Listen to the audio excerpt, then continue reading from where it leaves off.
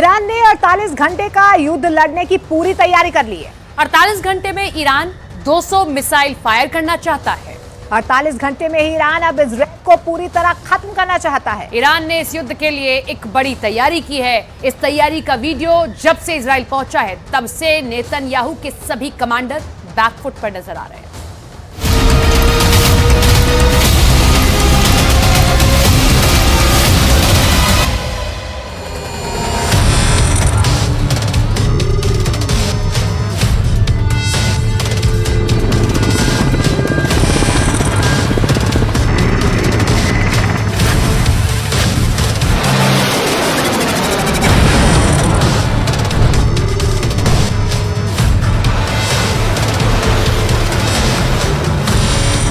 Iran ने फैसला कर दिया है। ईरान ने ताकत की नुमाइश शुरू कर दी है।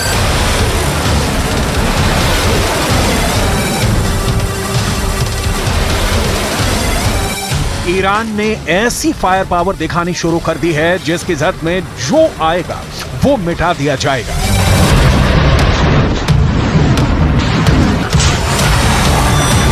ईरान बताना चाहता है कि इजराइल से वो टक्कर लेने के लिए तैयार है, लेकिन क्या वाकई ऐसा है कि ईरान अब इजराइल से युद्ध करना चाहता है? क्योंकि गाजा से युद्ध निकलकर बाहर फैला तो खतरा तीसरे विश्व युद्ध का जताया जा रहा है, जिसकी आग में पूरी दुनिया जलेगी।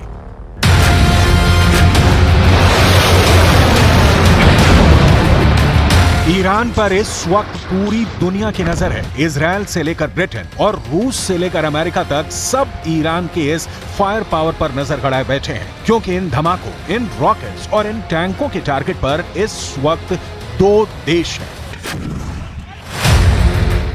पहला है इजराइल और दूसरा है उसकी मदद करने वाला अमेरिका। इन दोनों देशों से दुश्मनी की सबसे नई वजह इस वक्त गाजा है और वहां हो रही बमबारी।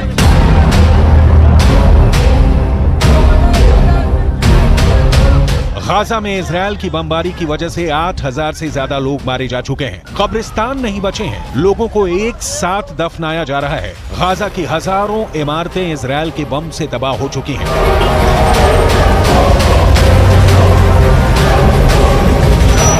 गाजा में 21,000 से ज्यादा लोग घायल हैं और गाजा का हर अस्पताल इस वक्त बुरी तरह जख्मी लोगों के इलाज में जुटा हुआ है। इन्हीं तस्वीरों की वजह से इस वक्त पूरे पश्चिम एशिया में गुस्सा है और इजराइल को बहुत बड़ी वार्निंग भी दे दी गई है।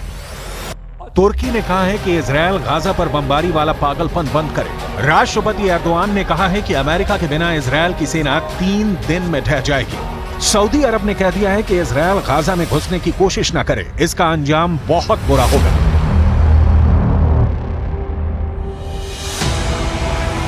ईरान की तरफ से सबसे सख्त बात कही गई है। राष्ट्रपति रईसी ने ऐलान कर दिया है कि इजराइल की हुकूमत गिरने वाली है। कुल मिलाकर एक बात साफ है कि इजराइल गाजा पर नॉन स्टॉप बमबारी की वजह से पूरे पश्चिम एशिया में घिर चुका है। ईरान और सऊदी अरब की तरफ से तल्ख बातों के बाद अब तुर्की भी इजराइल के खिलाफ उतर चुका है। सवाल है कि क्या ये तीनों देश इजराइल के खिलाफ एक्शन को लेकर वाकई गंभीर हैं या फिर ये सिर्फ एक गीदड़ भभकी है?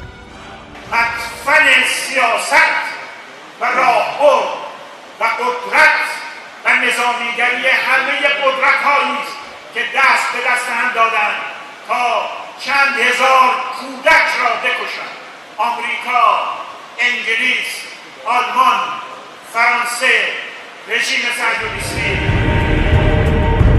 ईरान ने इजराइल और अमेरिका दोनों को डराने के लिए एक बहुत बड़ा युद्धाभ्यास किया है। इस युद्धाभ्यास में ईरान की सेना ने 200 हेलीकॉप्टर का इस्तेमाल किया है। ईरान की IRGC यानी इस्लामिक रिवॉल्यूशनरी गार्ड्स कोर के कमांडो ने इस्फहान के पास अपनी पूरी ताकत दिखाई है। इतने हेलीकॉप्टर एक साथ लॉन्च करने का मतलब युद्ध ही होता है। इसमें ईरान के कोबरा हेलीकॉप्टर भी शामिल हुए, यानी मैसेज साफ है। ईरान बताना चाहता है कि अपनी तरफ बढ़ती सेनाओं के खिलाफ कमांडो ऑपरेशन शुरू करेगा। 200 हेलीकॉप्टर के साथ ईरान अपनी क्विक रिएक्शन फोर्स का प्रदर्शन कर रहा है, क्योंकि अब नए जमाने की युद्ध में तेजी से हुई कार्रवाई ही निर्णायक साबित होती है।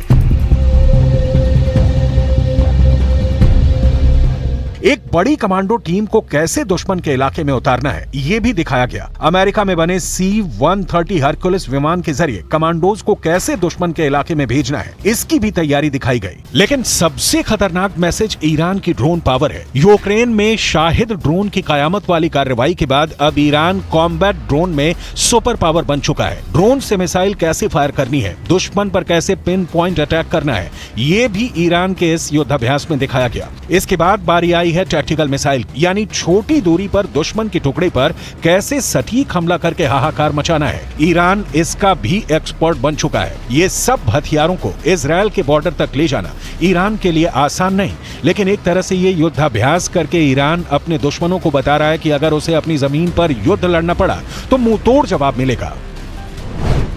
वैसे ईरान बार बार कह चुका है कि गाजा में इजरायल का ग्राउंड ऑपरेशन हुआ तो इसका मतलब युद्ध होगा और तब उसे रोकने वाली कोई ताकत नहीं बचेगी। जमीन नुक्ते कुव्वत फिलिस्तीनी हास्ट, अगर बियायन तबदील खवाहंद। ईरान के तेवर देखकर नेतन्याहू की तरफ से एक ऐसा बयान आया है जिसकी पूरी दुनिया में चर्चा हो रही है। नेतन्याहू ने कहा है कि 7 अक्टूबर को हुए हमास के हमले के पीछे ईरान है। इस बारे में वो पुख्ता तौर पर नहीं कह सकते। देखा जाए तो एक तरह से नेतन्याहू ने ईरान को क्लीन चिट दे दी है। איראן תומכת בחמאס. אני חושב שזה 90% בערך מהתקציב הצבאי של חמאס בא מאיראן. היא מממנת, היא מארגנת, היא מנחה, היא מדריכה.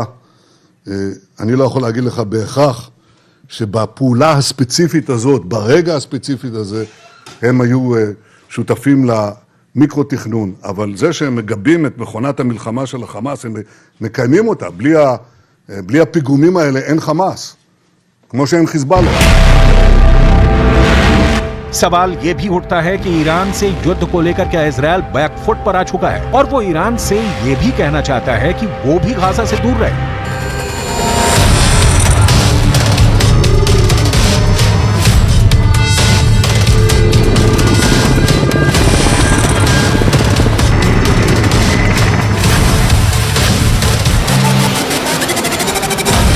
और अब ईरान भी अपनी जनता को खुश करने के लिए इजरायल के खिलाफ सिर्फ बयानबाजी पर फोकस कर रहा है। साथ में वो युद्धाभ्यास के वीडियो भी जारी करके बताना चाहता है कि ऑल इज वेल। ऐसे में सवाल है कि जब ईरान के लिए ये हथियार इजरायल के बॉर्डर तक पहुंचाना आसान नहीं तो फिर गाजा को कौन बचाएगा।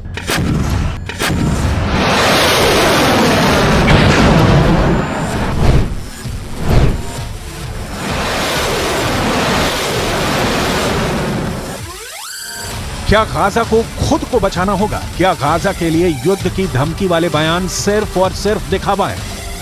ये सवाल इसलिए क्योंकि इजरायल की सेना ने रात के दौरान चलाए गए ऑपरेशन के दौरान गाजा में कार्रवाई की है। हालांकि उसे शुरुआती झटकों के बाद समझ में आ गया कि गाजा में टिक कर ऑपरेशन करना उसके लिए आसान नहीं होगा। ये गाजा की तरफ बढ़ती इजरायल के सैन्य काफिले का वीडियो है जो 7 अक्टूबर का बताया जा रहा है। तब हमास की एक एंटी टैंक मिसाइल ने इजरायल की पैंथर बख्तरबंद गाड़ी को टारगेट किया था। इस धमाके का क्या असर हुआ इसकी रिपोर्ट नहीं मिली, लेकिन पैंथर बख्तरबंद गाड़ी में 12 से 14 सैनिक सवार किए जाते हैं। گاهی عملیات زمینی انجام میدن و الحمدلله شکست خورده برمیگردن. چرا؟ چون زمین میدان رهاورد مردان با ایمان است، نه مردان سوس عنصری که احرس الناس علی حیاتند. حریص‌ترین مردم به زنده بودن همین صهیونیست ها هستند. गाजा में बमबारी के बीच एक बड़ा हॉटस्पॉट इजरायल और लेबनान का बॉर्डर बनता हुआ नजर आया। लेकिन अब उत्तरी इजरायल की तरफ लेबनान बॉर्डर पर हिजबुल्लाह के हमलों में भी नई धार देखने को मिल रही है। अपने 40 से ज्यादा लड़ाकों को खोने के बाद हिजबुल्लाह ने इजरायल की पोस्ट पर एंटी टैंक मिसाइल से हमला तो किया, लेकिन अब तक वो इजरायली फौज का कुछ खास नहीं बिगाड़ पाया है। इसलिए सवाल यहाँ भी उठता है कि क्या गाजा पर इजरायल के ग्राउंड ऑपरेशन को लेकर हिजबुल्लाह के तेवर भी ठंडे पड़ गए हैं। इन सब कयासों और सवालों के बीच हिजबुल्लाह ने एक बहुत ही छोटा सा वीडियो जारी किया है जिसमें हिजबुल्लाह के महासचिव हसन नसरुल्लाह को जाते हुए पीछे से दिखाया गया है। सामने हिजबुल्लाह का झंडा लगा है। इस 12 सेकंड के वीडियो को फिर देखिए, क्योंकि कहा जा रहा है कि हिजबुल्लाह ने इस वीडियो के जरिए इजरायल पर बड़े हमले की तरफ इशारा कर दिया है।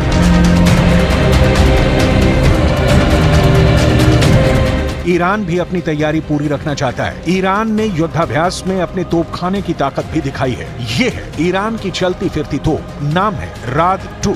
ईरान की ये तोप 155 मिलीमीटर का गोला फायर करती है। देखिए कैसे टारगेट को लेकर तैयारी की गई और फिर जब इस तोप ने गोला दागा तो वो कितनी सटीक जगह जाकर गिरा। ईरान की ये तस्वीरें इजरायल को डराने के लिए है।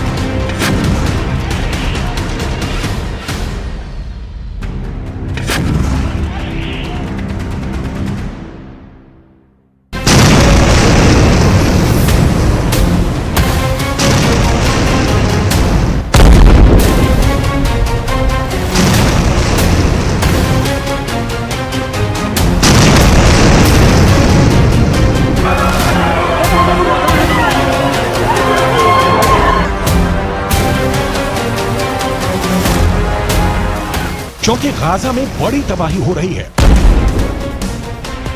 गाजा में इजरायल के बम फट रहे हैं। उत्तरी गाजा का कोई मोहल्ला, कोई गली बाकी बची नहीं जो इजरायल के धमाके से गूंजी ना हो। गाजा ने इतनी लाशें पहले भी देखी, लेकिन इस बार तबाही का मंजर और ज्यादा खतरनाक नजर आ रहा है। पूरे गाजा में इस वक्त बारूद फैला हुआ है। पूरे गाजा में इस वक्त बारूद की बू आ रही है। यहाँ की आबो हवा में बारूद घुल चुका है। इजरायल का दावा है कि उसकी एयरफोर्स गाजा पर रोज 300 से ज्यादा स्ट्राइक कर रही है। लेकिन गाजा से दूर दुनिया में 2 जगह इस युद्ध को कंट्रोल करने के लिए 2 वॉच टावर तैयार हो चुके हैं।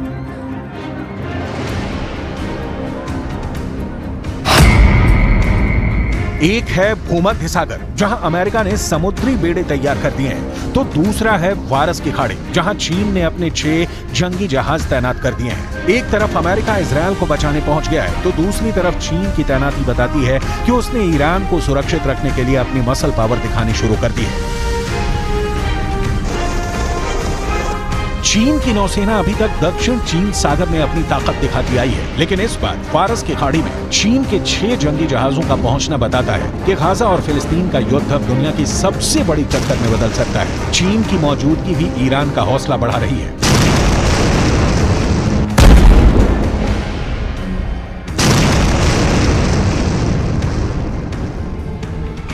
फिलहाल हर जगह ईरान के ऐसे ही वीडियो की चर्चा हो रही है और सब ये जानना चाहते हैं कि ईरान अब गाजा पर बमबारी को लेकर इजरायल के खिलाफ क्या कर सकता है। सबसे बड़ी बात समझने वाली ये है कि ईरान नहीं चाहेगा कि ये युद्ध उसकी जमीन तक पहुंचे और ज्यादा से ज्यादा एक्शन हिजबुल्लाह की तरफ से हो, लेकिन फिर भी उसने अपनी तैयारी पूरी कर ली है, क्योंकि इजरायल पर ईरान का हमला हुआ तो उसे रौंदने के लिए अमेरिका की 40,000 सेना पहले से ही खाड़ी देशों में मौजूद है।